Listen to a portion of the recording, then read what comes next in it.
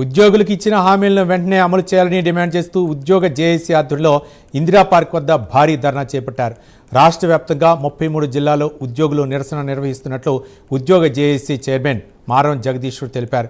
ముఖ్యమంత్రి తమతో చర్చించి పీఆర్సీ రిపోర్టు అమలు చేస్తామని, పెండింగ్ బిల్లులు విడుదల చేస్తామని హామీ ఇచ్చారని చెప్పారు. 8 ఏళ్లుగా పీఆర్సీ అమలుకు నోచుకోలేదని, 6 DAలతో కూడా పీఆర్సీని వెంటనే అమలు చేయాలని డిమాండ్ చేస్తున్న జగదీశ్వర్తో మా ప్రతినిధి హరికృష్ణ ఫేస్ టు ఫేస్.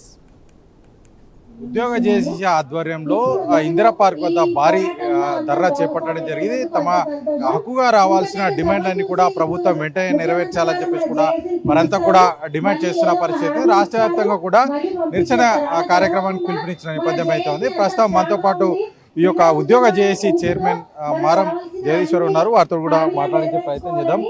చెప్పండి, అంటే ప్రభుత్వంతో ఇప్పటికే పలుసార్లు చర్చలు జరిపారు కదా, ప్రభుత్వం నుంచి ఎట్లాంటి స్పందన వచ్చాయి? అంటే ఎందుకు అప్పుడు చర్చలు జరిపినాం కాబట్టి 12,000 కోట్లు ఇలా ఉద్యోగులకు వచ్చినాయి.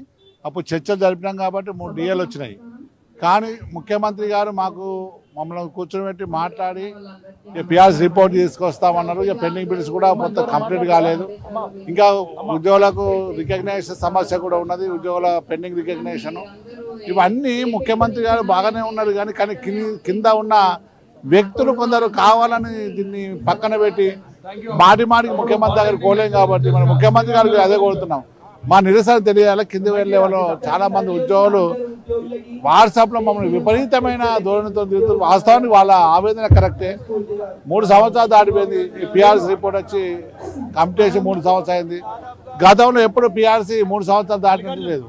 అది 8 సంవత్సరాలు అయిపోతుంది. 5 సంవత్సరాలు, ఇది 3 సంవత్సరాలు. కాబట్టి వెంటనే పీఆర్సీ చేయాలనే ఉద్దేశంతో కార్యక్రమం తీసుకున్నాం. మాకు నమ్మకం ఉంది, ముఖ్యమంత్రి గారు పిలిచి మా పీఆర్సీ రిపోర్ట్ వెంటనే తెప్పించుకొని ఇలా 6 DAలతో కూడిన పీఆర్సీని ఇంప్లిమెంట్ చేయాలి. అలాగే మా ఉద్యోగుల చిన్న ఆర్థికేతర సమస్యలు కూడా ఉన్నాయి, అవి కూడా పెండింగ్ రికగ్నైజేషన్ అవుతుంది. HOలో 12.5 దాని కోటా అయితేంది, అవన్నీ చేయవలసిన బాధ్యత ముఖ్యమంత్రి తీసుకోవాలి. అంటే ఆఫీసర్లతో కొంతమంది ఐఏఎస్ అధికారులతో కూడా కమిటీ చేశారు కదా, కమిటీ దృష్టికి మీరు అన్ని తీసుకెళ్లారా? ఆ కమిటీ నుంచి రెస్పాన్స్ ఎట్లా ఉంది? ఆ కమిటీ తీసుకున్న తర్వాతనే మాకు చర్చలు జరిగినాయి. ఆ చర్చలో మాట్లాడినప్పుడు అది సమస్య పరిష్కారమైనవి. కొన్ని ఇంకా పరిష్కారం ఆ కమిటీ కూడా రికమెండ్ చేసింది. అవే మన పాతయే ఇంప్లిమెంట్ చేయమంటున్నాం, కొత్త ఏం కాదు. అవన్నీ అయితే మేము ఆశాభావం. భవిష్యత్ కార్యాచరణ ఏ విధంగా ఉండబోతుంది? సెప్టెంబర్ 10న చలో హైదరాబాద్ కార్యక్రమాన్ని మొత్తం యావత్తు ఉద్యోగులు ఇక్కడ చలో హైదరాబాద్కి వస్తారు. దాదాపు 1,00,000 చిల్లర తరలిస్తాం అనుకున్నాం. మా నిరసన ప్రభుత్వానికి తెలియవలసిన అవసరం ఉంది. ప్రభుత్వం కూడా చూస్తుంది, ఇంటెలిజెన్స్ చూస్తుంది. ఇలా 33 జిల్లాలలో బ్రహ్మాండంగా అన్ని కలెక్టరేట్లలో నిరసన దీక్ష చేస్తుంది. కాబట్టి అది తెలుసుకున్న తర్వాత మనం పిలిచి మాట్లాడుతాను అనుకుంటున్నాం.